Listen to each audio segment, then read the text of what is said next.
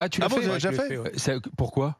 Pour une salariée qui était en arrêt maladie, depuis des mois et je savais qu'elle avait une activité à côté et effectivement, elle était serveuse dans un bar à Marseille où ça avait l'air d'aller très bien puisqu'elle galopait parce qu'il y avait beaucoup de monde et elle est restée en arrêt Et maladie, t'en as fait quoi ensuite alors de ce dossier?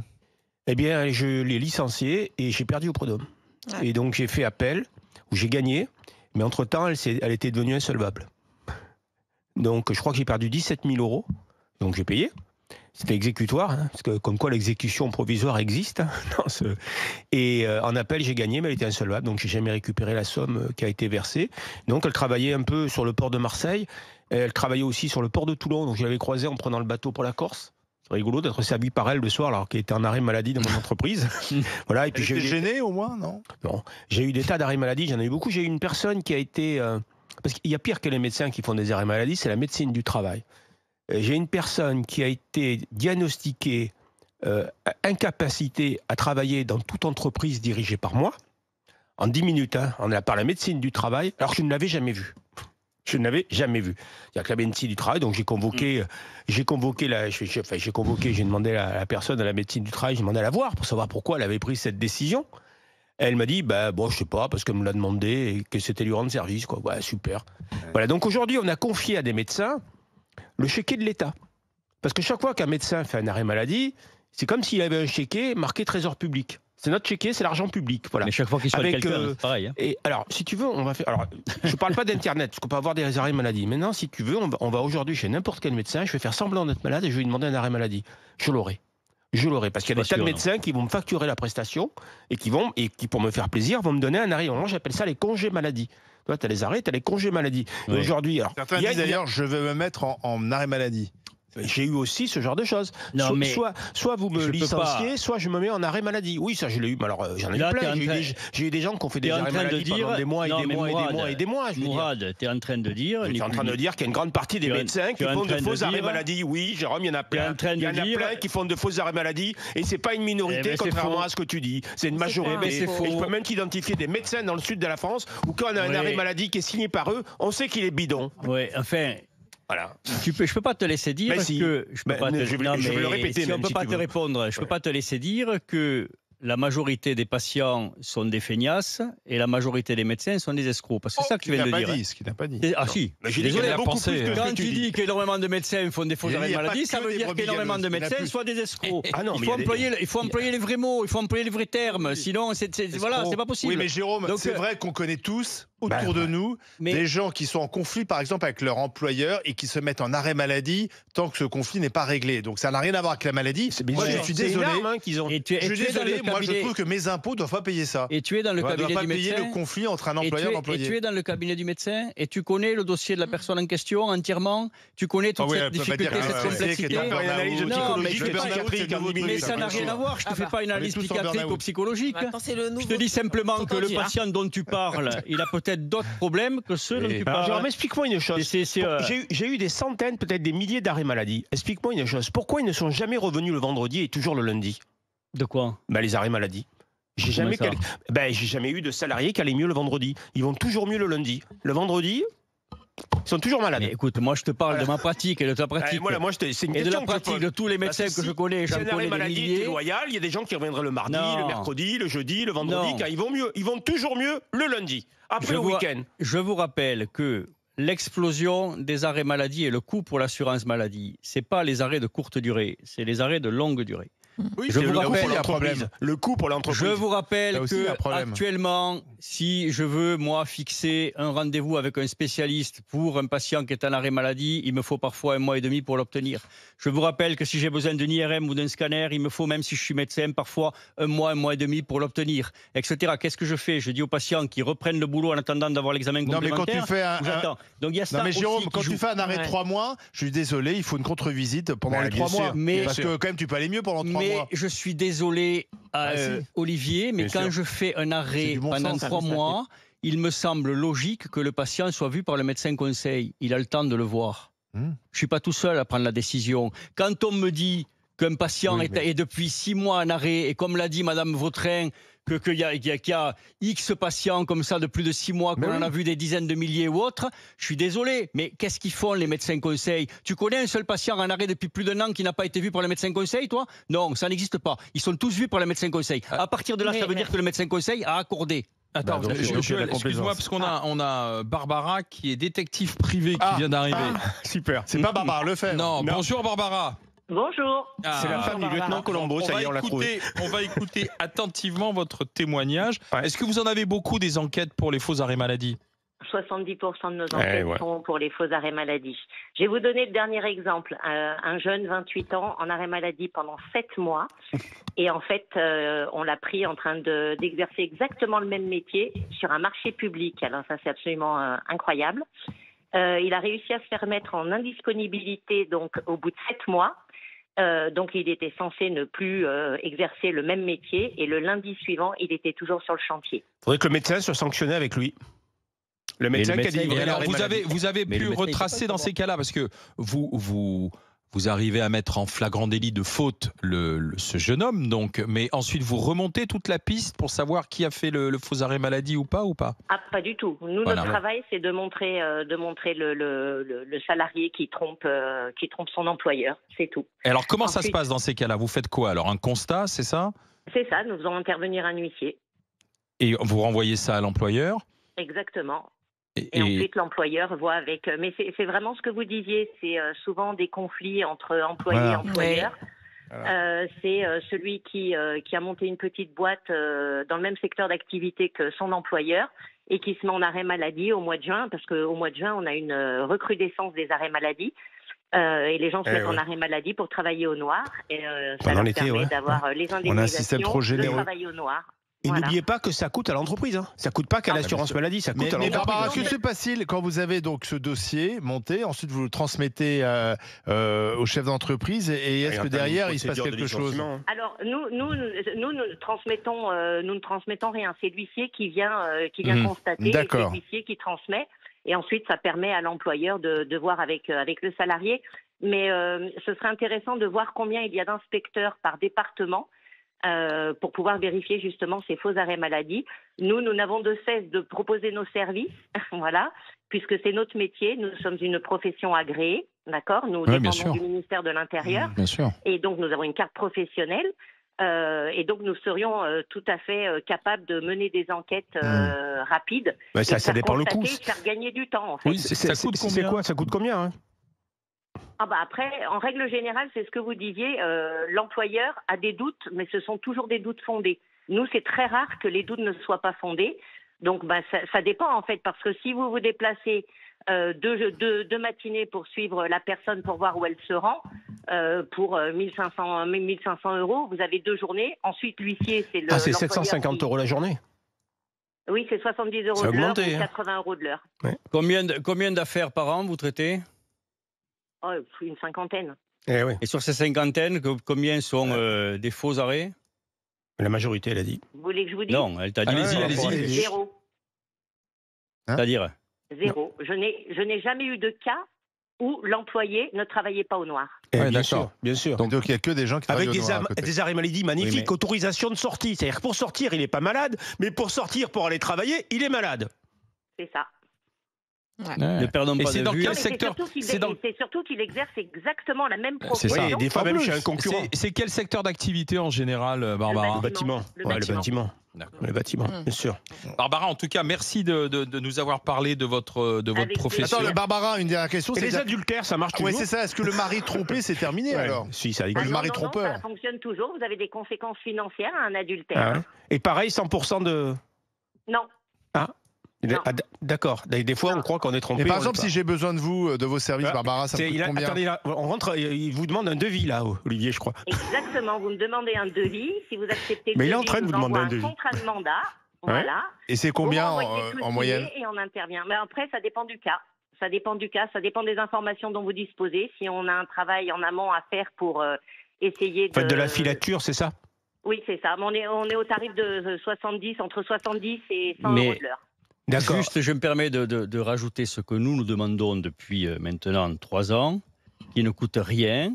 on demande à ce que sur les formulaires d'arrêt de travail, d'avis d'arrêt de travail que l'on fait en ligne, puisque maintenant 95% ou 99% des arrêts de travail se font en ligne, il y a une case, enfin 2 cases même, demande d'avis du médecin conseil, demande d'avis du médecin du travail. Ouais. Et nous, on demande des médecins honnêtes qui ont conscience de l'impact économique de leurs faux arrêts de travail. Je ne te permets pas de dire on demande des médecins honnêtes. De la valeur de leur signature. Je ne te permets pas de dire je demande des médecins honnêtes tant que tu n'es pas au sein de la consultation et du colloque singulier qu'est la consultation. Moi, si j'ai un patient qui a des lombalgies aiguës ou chroniques, d'accord, qui a des lombalgies aiguës ou chroniques, que j'ai le cliché qui me montre l'origine de sa lombalgie. Attends, je l'arrête. Mais peut-être que ce patient, tout lombalgique qu'il est, il m'entube parce qu'il va travailler avec sa lombalgie ailleurs. C'est tout à fait possible. De la même façon que si j'ai un patient dépressif ou autre, il peut très bien aller bosser ailleurs et m'avoir aussi. Mais la pathologie, elle y est quand même. Donc, si tu veux, c'est un peu facile de jeter l'anathème sur une profession qui, jusqu'à présent, n'a jamais démérité. Pour aller ne signez plus d'arrêt maladie parce que vous n'avez pas les compétences et les capacités. Si je viens voir Jérôme, dans le doute, abstiens-toi. Si je viens voir Jérôme et je lui dis j'ai des idées suicidaires parce que dans le boulot ça va pas, je pense que tu veux pas prendre de risques non plus, donc tu préfères m'arrêter plutôt que. Je pense qu'on va discuter un moment, que j'ai des échelles de Beck, etc., pour voir l'état de la dépression, le risque de suicidaire, etc. Tout ça, on le regarde.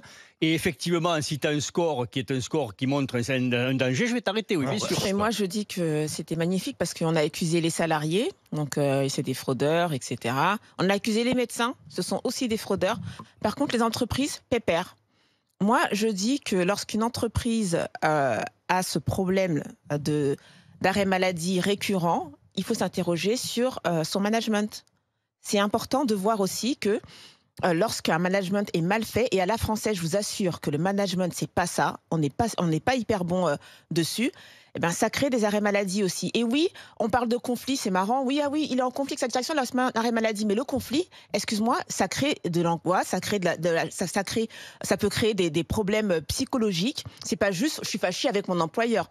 Moi, je te le dis, un jour, je suis sortie de mon travail en pleurant, et d'ailleurs je en parlais tout à l'heure avec le maire parce que je lui disais que la pression en fait qu'on ressent dans le logement social lorsque tu as des milliers de demandes qui arrivent, je faisais des heures sup, j'arrivais pas à éponger le flot, etc. J'essayais à ma manière en tout cas d'essayer de loger le plus de personnes possible. L'employeur qui comprend pas ce que tu racontes, plus la restructuration, parce qu'en fait dans le logement social il faut savoir qu'on a été restructuré plusieurs fois, donc j'ai déménagé, mon entreprise a déménagé 3 fois en 5 ans. Je suis sortie un jour, je me suis mise à pleurer, j'ai appelé mon médecin, je lui ai dit « Est-ce que vous pouvez m'arrêter ?» Je lui ai pas dit « Je viens vous voir, il m'a dit « Venez tout de suite », il me connaît très bien, c'est mon médecin de famille. Je suis venue, il m'a dit « Qu'est-ce qui va pas ?» Je lui ai expliqué, il m'a arrêté. Et heureusement qu'il m'a arrêté. Heureusement, je te le dis, j'étais en détresse totale. Donc moi, je veux bien qu'on accuse les salariés, c'est des fraudeurs, les médecins, c'est des fraudeurs, mais les entreprises qui managent de manière dégueulasse, intentionnellement, ou alors encore, parce que regarde chez Orange, tu as vu chez Orange le nombre de suicides, voilà. Ben, le management à la française, il est zéro. Mais donc c'est important de voir ça aussi. Il y a une partie de management où l'employé pense qu'il est très très bon, qu'il n'est pas assez payé et qui ignore totalement les charges de l'entreprise et ses difficultés financières. Ça fait partie de ce que le salarié va appeler « je suis oppressé » et je suis agressé. Après, moi je fais partie d'une génération où il y a quelque chose qui n'est pas interdit quand on n'est pas bien, c'est s'en aller. Oui, mais je suis d'accord. Et oui, on peut s'en aller aussi. Et oui. Je suis d'accord, moi je l'ai fait. Mais je dis juste qu'il y a un moment, si on veut sanctionner, il faut aussi regarder les taux de rotation dans l'entreprise. Les entreprises qui roulent, qui font du turnover, à ce moment-là, elles aussi, elles doivent être examinées. Attendez. Parce que si la Sécu, elle voit arriver sur son bureau sans arrêt maladie de toujours la même entreprise, moi je te dis, cette entreprise, elle doit être examinée. Jean-Pierre, bonjour. Bonjour Alain, bonjour les GG. Merci d'avoir patienté, d'avoir écouté tout le monde. Alors allez-y avec votre exemple, Jean-Pierre. On a hâte d'écouter ça. Pas de souci, mais juste avant, je voudrais dire à Joël, si comme solution à chaque fois on explique que c'est la faute aussi de l'autre et qu'on trouve toujours des exemples pour dire que l'autre il est encore plus méchant que moi, c'est logique. Joël, des gens malades, des vrais malades, il y en a. On parle pas de cela, on parle des faux arrêts, des chefs d'entreprise qui savent pas manager. Il y en a. La grande majorité savent manager.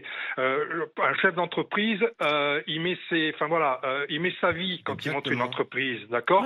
Donc il monte pas une entreprise en disant même de l'argent qu'il n'a pas souvent. Voilà, et souvent qu'il n'a pas. Puis à un moment donné, on les réclame et c'est trop tard. Voilà. Donc c'est très rare de dire je vais monter une boîte, je vais me mettre des crédits sur le dos avec comme objectif de faire chier des salariés. Exactement. Voilà, donc ça, il faut l'arrêter. C'est pas le chef d'entreprise. Racontez-nous votre histoire. La pression du chef d'entreprise, ce n'est jamais que le reflet de la pression que lui reçoit par l'administration. Je voudrais que Jean-Pierre nous raconte son histoire. Racontez-nous. Mon histoire, elle est simple. J'ai un salarié qui tombe amoureux, sa copine déménage dans une autre ville. Et plutôt que de se dire, tiens, je vais démissionner parce que je suis compétent et je vais trouver un boulot ailleurs, il se met en maladie. Bon, premier arrêt de travail, moi j'y crois. Un arrêt de travail d'1 mois. J'ai mis ça doit être quand même un petit peu grave. Moi, c'est grave. Et on m'explique, et je crois que quelqu'un qui me dit, tiens, j'ai vu ton ancien salarié, il travaille à tel endroit, dans une autre ville, chez un concurrent. Et ce salarié, ça a duré 9 mois, cette histoire. Et quel est l'intérêt pour lui, puisqu'il avait trouvé un autre boulot, de continuer à être dans votre boîte en arrêt maladie? Déjà, je pense qu'il était tellement serein qu'il n'était pas certain de passer la période d'essai chez les autres. Et du coup, je me suis retrouvé avec un salarié qui a eu 5 arrêts de travail qui ont été rédigés par 4 médecins dans 4 villes différentes, dont une, on était dans le sud. Donc je crois que pour moi, le problème, il est là. Et pour finir l'histoire, donc j'ai dit, je sais où il est, j'appelle mon avocat pour lui dire, là, il faut envoyer un détective privé. Il me dit, ne faites surtout pas ça, vous allez vous le reprendre en boomerang et vous allez être attaqué pour harcèlement moral. Donc j'ai même pas pu faire ça. La seule chose, c'était d'envoyer un huissier qui lui me dit, alors ça va vous coûter tant, la seule chose que je peux faire, c'est rentrer dans ce magasin et quand je tombe sur le premier vendeur, lui dire « Bonjour, est-ce que vous êtes monsieur machin ?»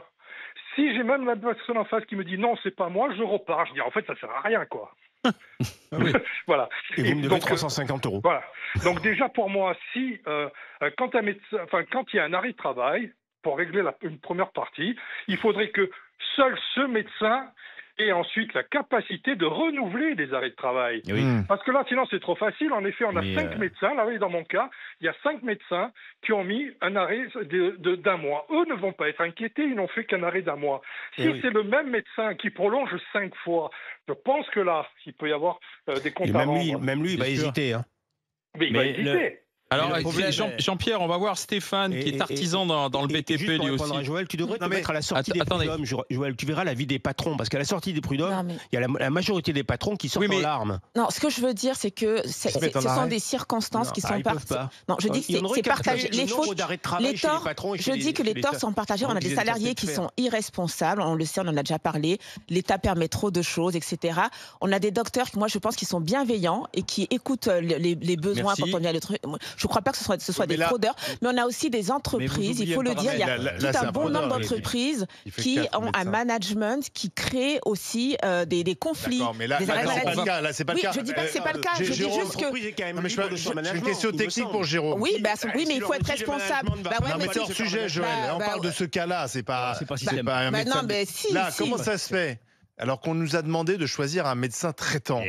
Comment ça se fait que ce type puisse aller voir 4 médecins différents? Ça devrait être interdit. Tu dois avoir ton médecin traitant. Ça se fait que 7 à 8 millions de Français n'ont pas de médecin traitant. Eh bien, une obligation d'en choisir un. Il faut être un... Moi, j'en ai marre de ce système trop généreux. Il y a aucun contrat. C'est pas possible. Olivier, si tu poses des questions mais qu'on ne peut pas te répondre, ça se fait qu'on est tellement écrasé sous la demande de soins que tous les patients, même que l'on a dans sa patientèle médecin traitant, parfois ils vont voir un autre médecin parce qu'on ne peut pas leur donner de rendez-vous. Et donc tu as une espèce de dispersion des patients qui n'existait pas il y a 20 ans, qui est évidente et manifeste. Moi je vois tous les jours, à peu près 20 à 25% de patients qui ne sont pas de ma patientèle. Parce que l'obligation d'avoir un médecin traitant permettait de limiter la fraude. Parce que certains n'ont pas de médecin traitant et d'autres viennent me voir parce qu'ils n'ont pas de rendez-vous avec leur médecin avant un mois. Mais alors là, donc si tu veux, quand je vous dis qu'on paie l'état du système, c'est aussi mais alors on devait avoir le dossier médical partagé, c'est-à-dire tu tapes le nom de la personne et tu devais avoir toutes les informations. Ça limite aussi les fraudes. On l'a. Mais alors tu vérifies pas là? Tout n'est pas renseigné dessus. Par exemple. Mais oui, donc en fait on met en place des trucs qui sont pas respectés. La banque, elle a tous les renseignements. Apple, ils ont tous les renseignements. Google, ils ont tous les renseignements. Et les médecins et la Sécu, ils les ont pas. Rigoler avec le DMP. Je vous rappelle, on a encore des entreprises qui sont au papier. La MGEN, tu peux pas faire de rien en ligne. Les militaires qui peuvent faire d'arrêt en ligne. Stéphane, privatisons la Sécu, ça marche. Stéphane, bonjour. Je peux t'en obtenir un tout de suite par Internet aussi. Artisan taxi, Stéphane. Allez-y de votre exemple, vous aussi, Stéphane. Écoutez, Stéphane. Moi, j'ai une entreprise avec 9 salariés, une petite TPE en couverture zinguerie. Et j'ai eu un salarié il y a quelques années qui m'a demandé une rupture conventionnelle, en fait. Moi, je pouvais pas le payer parce que ça faisait quelques années qu'il travaillait pour moi. Et du jour au lendemain, il a décidé de partir à la concurrence, donc ce que je peux comprendre, pas de souci. Et comme j'ai pas voulu lui faire sa rupture conventionnelle, il s'est mis en arrêt maladie, donc prolongation, alors 15 jours, 1 mois, 2 mois. Et puis j'ai appris qu'il faisait du black. Et du coup, j'ai effectivement contacté un détective privé qui est venu, donc ça m'a coûté 1200 balles quand même. Il a fait des photos, tout ça, comme quoi il travaillait dans un bar, il portait des fûts de bière, enfin voilà quoi. Et du coup, je l'ai convoqué, il est en arrêt, je l'ai convoqué à mon bureau, il est venu, je lui ai expliqué que j'avais des preuves comme quoi il travaillait au black et tout. Et du coup, il m'a mis au tribunal et voilà, ça m'a coûté des frais d'avocat et tout ça, j'ai failli perdre. Alors, il n'a pas gagné parce que ça s'est fini en autre boudin, parce que j'avais un bon avocat, donc de ce côté-là, voilà, nickel. Mais enfin, voilà, c'est comme ça, quoi. C'est compliqué. Et ça a pris combien de temps, la procédure, le tout, Stéphane ? Ça a pris à peu près 7 mois. Ouais, quand même. Et ça, bien sûr. Pendant 7 mois, il était en arrêt maladie ou comment ça s'est passé ? Alors, il est en arrêt maladie. Non, Prud'homme, vous l'avez licencié, c'est pour licenciement abusif. Non, il est parti après de son plein gré. À un moment donné, il est parti de son plein gré. Voilà, mais rendons le système plus dur. Moi, je pense que en fait, c'est un système très généreux. Et donc, on voit tous les effets pervers. On nous explique qu'on peut pas les régler pour X raisons. Dans ce cas-là, il faut.